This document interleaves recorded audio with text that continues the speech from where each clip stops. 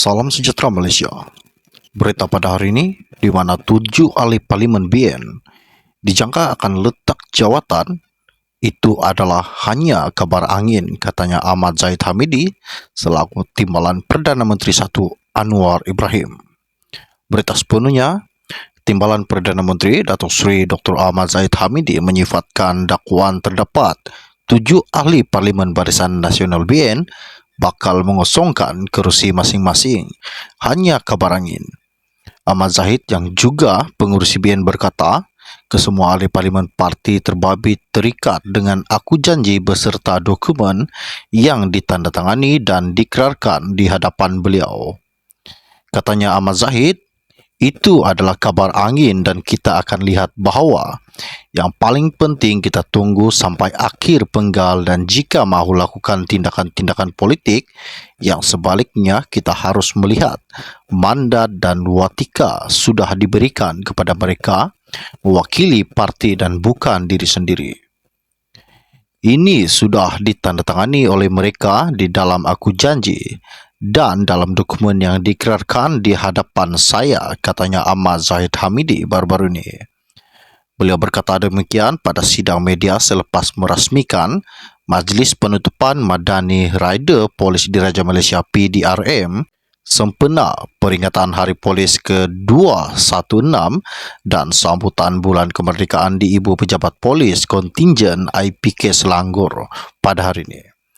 Yang turut hadir Timbalan Ketua Polis Negara Datuk Seri Ayub Khan Maidin Piche, Pengarah Jabatan Keselamatan Dalam Negeri dan Ketenteraman Awam Bukit Aman Datuk Seri Hazani Ghazali serta Ketua Polis Selangor Datuk Husin Omar Khan.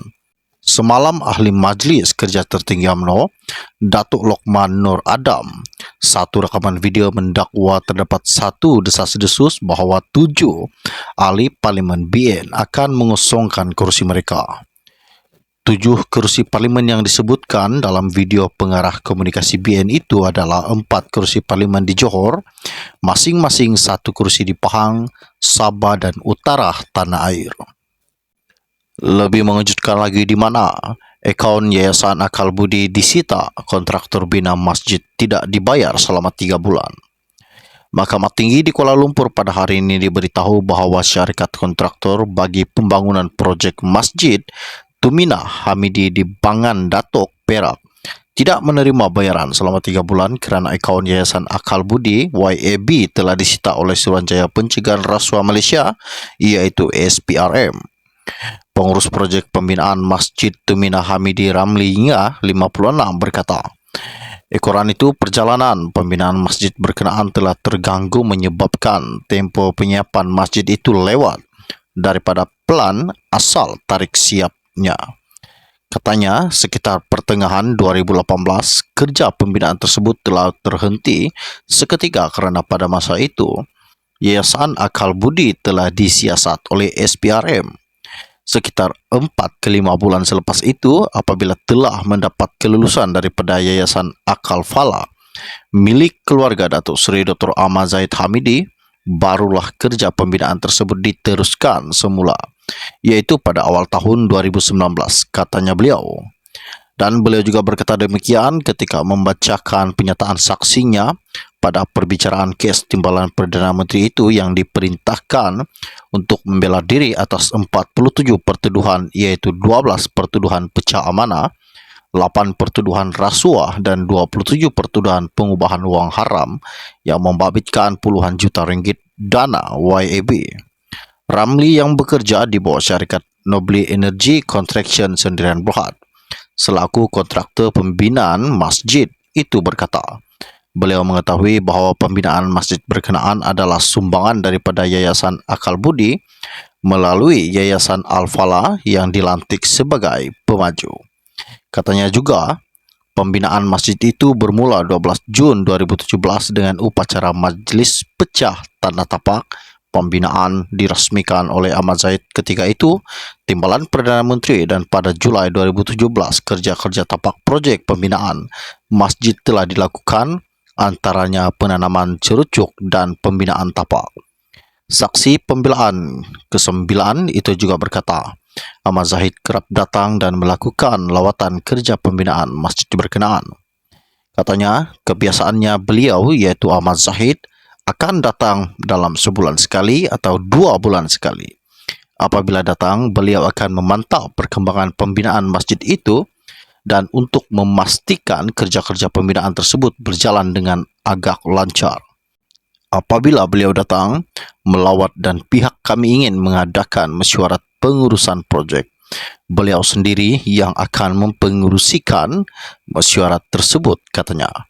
Menjawab soalan Peguam Aiman Abdul Rahman mewakili Ahmad Zahid, Ramli juga berkata masjid yang menelan kos yang berjumlah 43.7 juta telah siap pada April lalu dan digunakan pada Ramadan lepas walaupun ia belum dirasmikan.